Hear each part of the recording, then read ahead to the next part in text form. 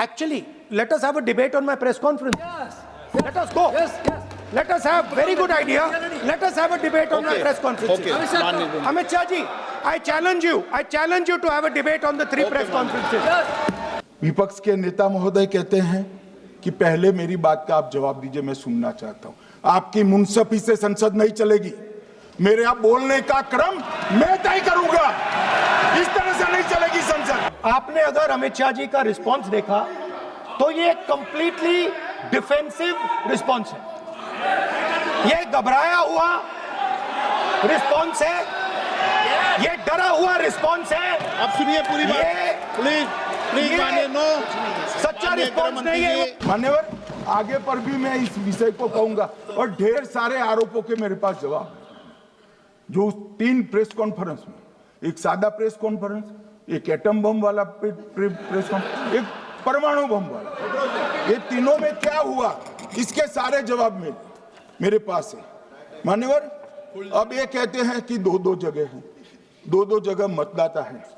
मान्यवर, किन किन लोगों के 2-2 जगह मतदाता, मैं इसमें जिनके नाम 2 जगह रजिस्टर्ड है उसका दोष नहीं निकालता मैं, क्योंकि एक जगह से कोई व्यक्ति दूसरी जगह गई तो 2010 के बाद इसको डिलीट करने का अधिकार आरओ के पास से ले लिया गया। इसके कारण ये विसंगतियां खड़ी हुई है। किसके हैं? श्री प्रशांत किशोर जी के 2 जगह मतदाता है, पवन खेरा जी का भी है, तेजस्वी यादव का स्वयं का है, टी सिद्दीकी एनआईसी केरल के नेता का है, मान्यवर संजय सिंह आप पार्टी के नेता के हैं, एक किशोरी पेडनेकर यूबीटी शिवसेना के हैं, इनका भी है।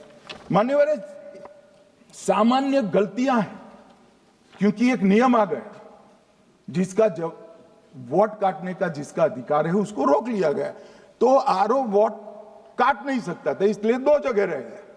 अब वो ही एक गहन पुनर्निरीक्षण से सुधरना है, मगर आप गहन पुनर्निरीक्षण को वोट चोरी कह रहे हो। मान्यवर, वोट चोरी किसको कहते हैं वो मैं बताना चाहता हूं, और हमारे यहाँ कुछ परिवार ऐसे हैं जो पुश्ते नहीं वोट चोरी करते। अच्छा, बोलिए आप। हाँ, बोले आप, बोले।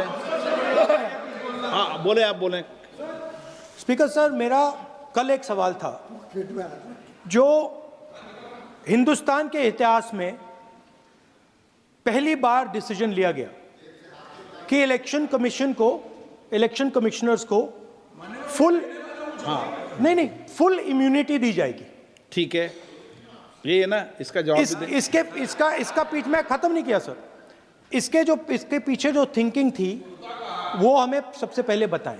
ठीक है। दूसरी बात, नहीं, हरियाणा की जहां इन्होंने बात की, इन्होंने एक उदाहरण लिया, वहां पर अनेक उदाहरण हैं। वो भी आपने दिया था ना, 19 वो भी आपने दिया था, इसलिए दिया वो भी।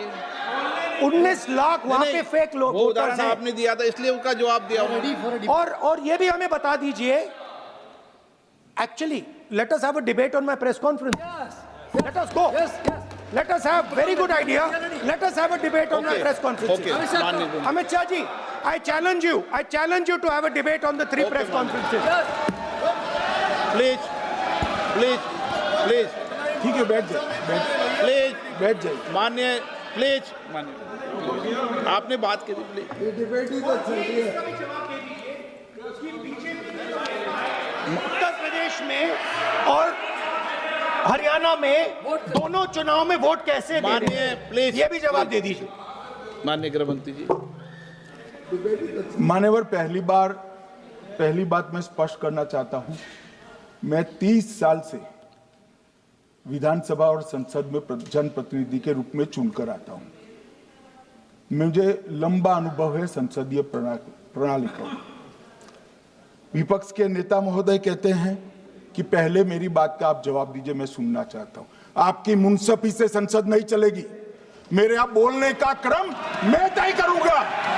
इस तरह से नहीं चलेगी संसद। मान्यवर, उनको धैर्य रखना चाहिए मेरा जवाब सुनने का। इनकी एक बात का जवाब मैं दूंगा, मगर मेरे भाषण का क्रम वो तय नहीं कर सकते। मैं करूंगा क्योंकि मैं बोल रहा हूं माननीय।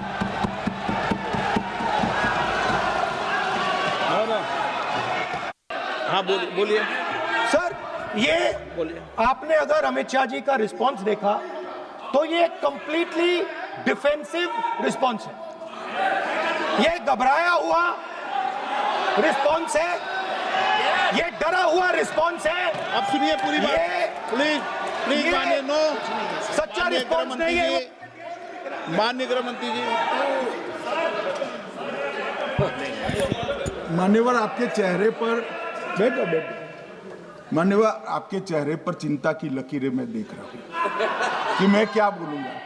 मैं उनके उकसावे में नहीं आऊंगा, मैं मेरे विषय पर बोलूंगा। मान्यवर, मैंने इतना ही कहा कि मैं मेरे भाषण का क्रम मैं तय करूंगा।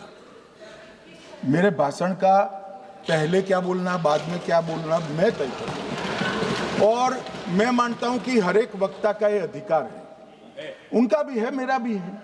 कल वो बोल रहे तो हम ऐसा थोड़ी ना बोले आप झूठ क्यों बोल रहे हो। हम नहीं बोले, नहीं बोल सकते साहब। वो माननीय विपक्ष के नेता है, वो बोल सकते अपना भाषण मान्यवर। और मैंने तो ये भी कहा, मेरा पूरा भाषण छूट कर कुछ बच जाता है तो आप पूछिएगा, मैं जवाब दूंगा। मगर अब धैर्य भी चाहिए और सुनना भी चाहिए, दोनों चीजें करनी पड़ती है। मान्यवर, वोट चोरी का कोहराम बचा। मैं वोट चोरी किसको कहते हैं वो बताना चाहता हूं। वोट चोरी के 3 आयाम हैं। एक तो मतदाता नहीं है, मतलब योग्यता नहीं है, और आप वोटर बन जाते हो तो वोट चोरी माना जाएगा।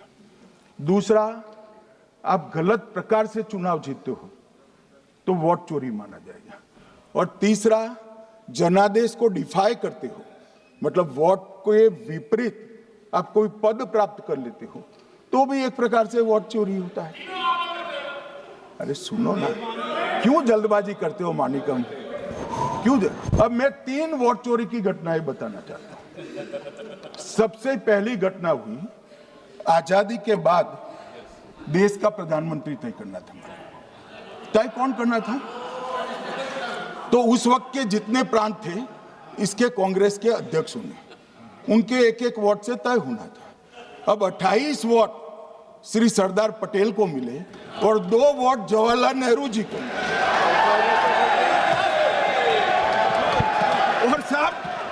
और साहब प्रधानमंत्री जवाहरलाल जी बने।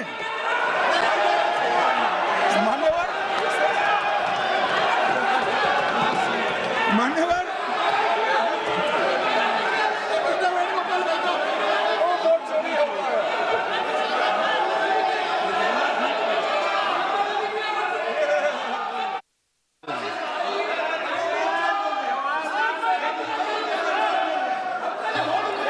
प्लीज माननीय गृह मंत्री जी, माननीय गृह मंत्री जी, प्लीज